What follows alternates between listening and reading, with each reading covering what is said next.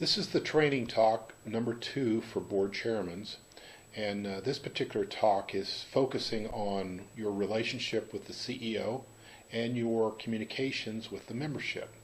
In our first talk, we identified that as a board chairman, you're responsible to manage the meeting, to have a clear agenda, to have a unified board, to have diverse discussion in the boardroom, but also have confidentiality so that you speak with one voice outside of the boardroom.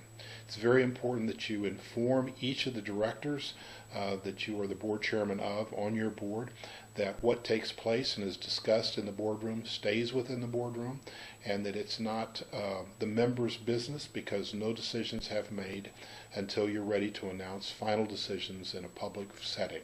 So that also builds trust. So your interface with the CEO or your senior management of the cooperative is a very important role, and it's one that your relationship with the CEO is important. But again, it can't get too close because you are ultimately that CEO's boss, and you have an ultimate boss, and it's called the membership.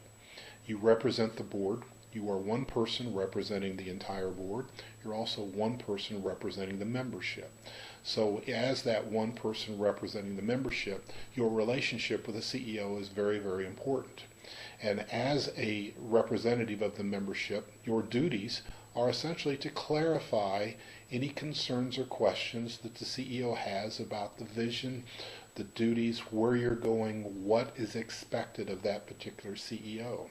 You know, if you're in a building phase, then it's important that as you address certain issues that come up, that you have the authority to do that and you have the backing of your particular board.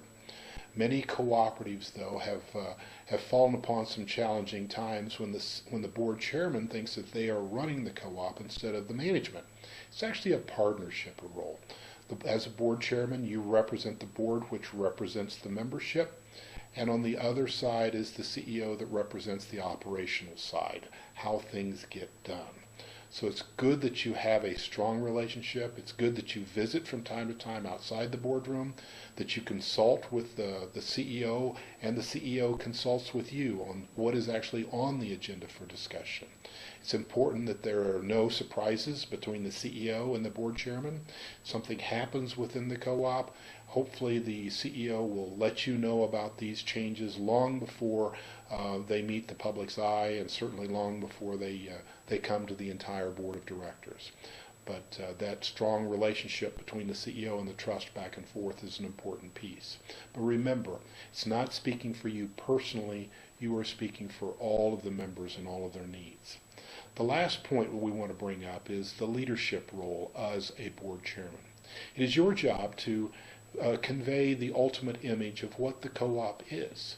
You are now one of the figureheads for your cooperative, in addition to the management team and each of the employees for the cooperative. As a board chairman, it's important that you carry yourself in a capacity that in a public places that warrants the overall image of what you're trying to have your board, your cooperative, aspire to become, and that's a very important part. Additionally, during board meetings or at other times outside of the boardroom, you'll want to have conversations with members and with other directors on what their needs are. Building that relationship is an important piece over the long time. Also, there may be times where you have directors that are acting, let's say, outside the boardroom, and you find out that confidentiality has been broken. They've directly done other things that are not in the best interest of the co-op.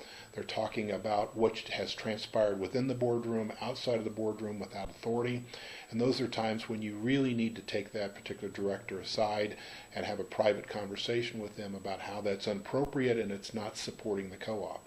If the director continues to refuse to support the co-op and support the overall wishes of the board as a group, maybe they're the minority role of a split decision, then it's appropriate for you as a board chairman to ask for their resignation.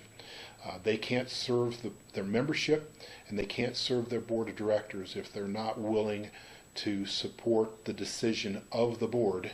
Even though they're not in favor of that particular position, it's not their role, because the board does speak with one voice. They just happen to be on the minority end.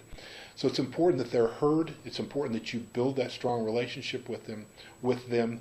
But if they do not acquiesce to the needs and the demands of the entire board and are willing to pull with the board, they can't pull with the entire co-op, and you're fragmenting your co-op by allowing them to stay on the board longer. It's a challenging job, and it's a job that must be done. It's also your main job to make sure that during the meetings themselves that everybody has an opportunity to express their opinion. So if you have to go around the room and ask for everybody's opinion, then it's a good tactic that takes place. So there are some fun things to being a board of directors. There also is a lot of responsibility.